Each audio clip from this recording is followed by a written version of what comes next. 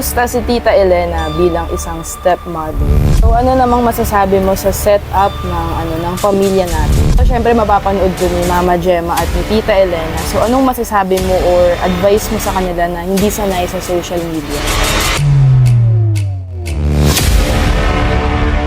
So, hello po mga Kalingap! Welcome back to my vlog. So, today po ay kasama na naman natin si Kalingap Dan. At bago tayo mag-start sa interview, yan, meron tayong dito, mga US tester na pabango at saka shades. Yan, magbi-business po kami. So, lang yan, trial po yan. So, sa mga gustong bumili para sa kay Angels at kay Boys, pwede po kayong pumunta sa aming live.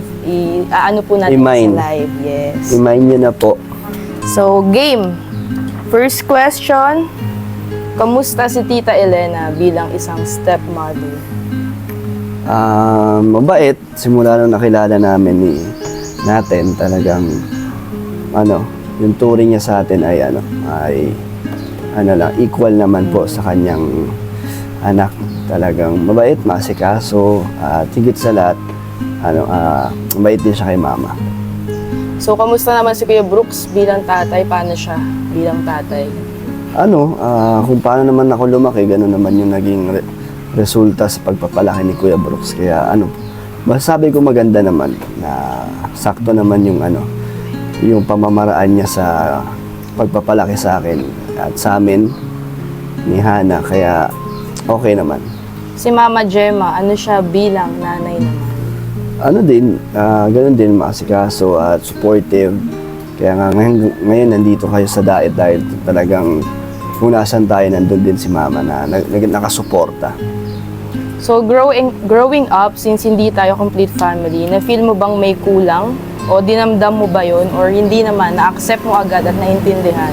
Wala, parang natanggap nga agad. Di nga ako nakaramdam ng lungkot or nalungkot, pero hindi naman yung ilang buwan o ilang taon. Talagang pagkatapos nun, nag-move on na tinanggap na yung ganong sitwasyon at mas naging okay naman. Kaya ngayon, makikita naman nila na walang problema sa relasyon natin ni Kuya Brooks.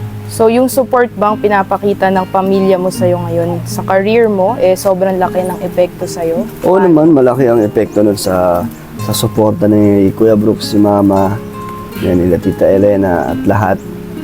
Talagang nakakatulong na mas na ginaganaan tayo sa ginagawa natin bilang isang charity vlogger. So pag dumating ba ang araw na may pamilya ka na at may mga taong pinagsasalitaan ng di maganda ang asawa at anak mo, nananahimik ka lang ba? Ipagsasadyos mo na lang ba yun? Depende sa sitwasyon kung kailangan bang patulan or masyado ng sumusobra na. Pero syempre, hindi naman agad-agad tayo papatol ng Hindi natin masabi, depende sa sitwasyon. Kasi yung emosyon mo minsan di mo rin makokontrol. Lalo na pag naapektuhan yung mga mahal mo sa buhay, nadadamay, yun. Pero hanggat maaari, wag na lang patuloy, lalo na pag walang kwenta.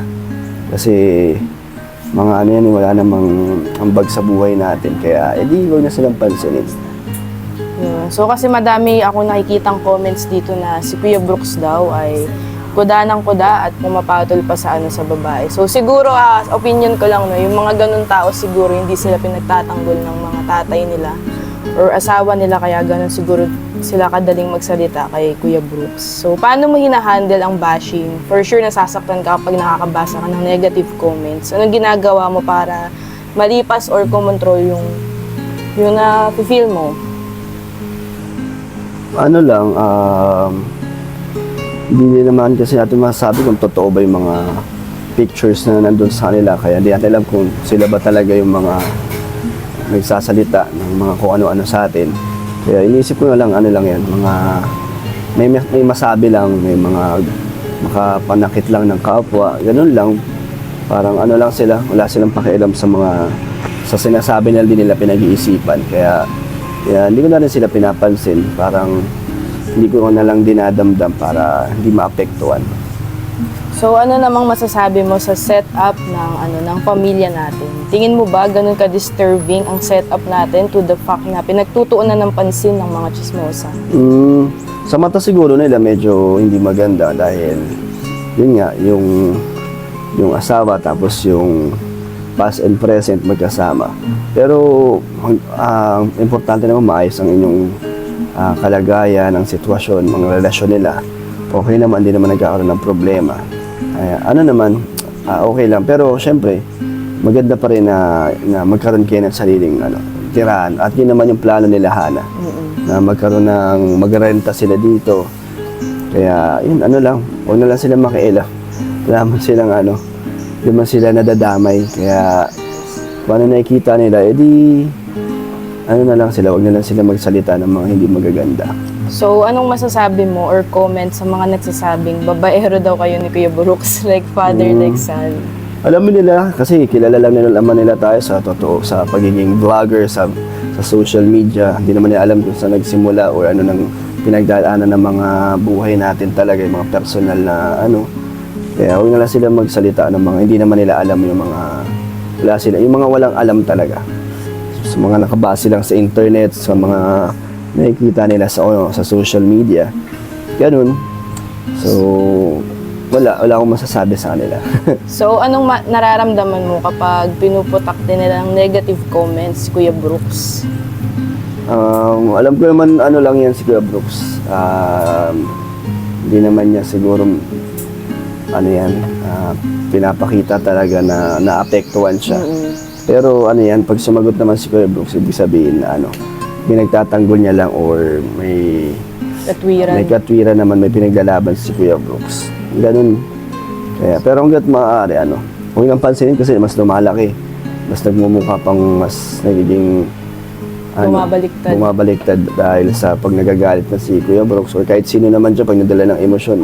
Hindi na natin napapansin yung mga nasasabi natin or nagagawa. Pero actually nakakalungkot kasi minsan parang binabaliktad pa nila. Kasi kapag nag-react ng ganun si Kuya Brooks, parang si Kuya Brooks pa ang may mali. Hindi nila tinitignan na ba't nag-react ng ganun si Kuya Wala Brooks. pangit sa social media magalit or maging emotional. Pakita ng totoo. Kasi lahat yan ay mga one-sided or may mga kung anong paniniwala nila, ganun na yun, hindi na magbabago yun kung ganun yung tingin nila sa'yo. Kaya sa social media dapat maging matibay, diba? Wag pansinin yung mga ganung klaseng bagay. So bilang kilala mo na si Mama Gemma, tingin mo paano niya nahahandle yung sitwasyon na meron tayo ngayon? Totoo naman yan si Mama pag di niya gusto. Hindi naman niya magtatagal or hindi niya sasama. So dito nag-i-enjoy siya, masaya siya. Di doon na ako kung saan sila masaya kasi kailangan din naman nila maging ma-relax. Diba? Di naman sila na-stress dito sa samahan nila. Kaya kung saan sila masaya, di support na lang din natin. Ganon din naman sila sa amin. Parang na rin yun, tulong natin na malibang sila. At maging maramdaman na nila na na-enjoy nila yung buhay nila. So kung magbibigay ka ng advice para sa mga batang broken family din, ano yun? Wag sila siguro magtanim ng sama ng loob or magrebelde. Pero di ko alam wala kasi tayo sa sitwasyon ng iba. Hindi natin alam, iba-iba naman tayo ng mga pinagdaanan. Sa amin kasi natanggap namin agad. Tapos nandiyan pa rin naman si Kuya Brooks kahit hiwalay na nagsusuporta pa din. Tapos ayun, talagang siguro masyado lang kaming open lang sa lahat ng mga mangyayari sa amin, tanggap namin. Kaya hindi kami nahirapan. So, minsan ba meron kang nabasang negative comment na tumatak sa'yo? At kung meron, ano yun? Maraming negative comments pero hindi tumatatak sa akin kasi hindi ko sila masyadong siniseryoso at iniintindi. Parang wala, parang sayang ang oras sa kanila, sayang yung space ng memory ko para sa kanila. So, ito syempre mapapanood to ni Mama Gemma at ni Tita Elena. So, anong masasabi mo or advice mo sa kanila na hindi sanay sa social media? Marami talaga mga negative dyan pag may mga ayaw na, may mga nakapanood na ayaw sa inyo or may maling nakikita, may mga masasabi talaga. Tanggapin na lang nila kasi nasa social media, ganun na yung buhay natin na nandito. Maraming mga nanonood. Tanggapin na lang. Pero wag nilang dibdibin, wag nilang seryosoin. Hindi naman nila kilala yung mga totoong pagkatao natin. Kaya wala naman silang wala silang karapatan magsalita ng kung ano-ano. So lastly, syempre, complete the sentence. Mama at Papa, sana. Sana mas tumagal pa ang inyong buhay at maging healthy pa rin kahit tumanda na walang sakit. Yun lang, masaya na tayo doon. Ayun. Thank you so much sa iyong pa-interview. At yun guys, abangan niyo po ang aming ang live para po sa mga pabango at sunglasses na magiging business po namin soon. So, thank you Yes. po.